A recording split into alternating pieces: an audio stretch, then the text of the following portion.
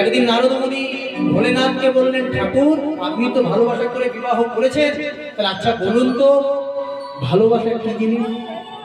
বলছে এই প্রশ্নের উত্তর আমি দিতে পারবো না। বলে কেন? কারণ আমি ভালোবাসা করে বিয়েটা করে নিয়েছি। আমি যদি বিয়েটা না করতাম তবে তোমাকে উত্তর দিতে পারতাম।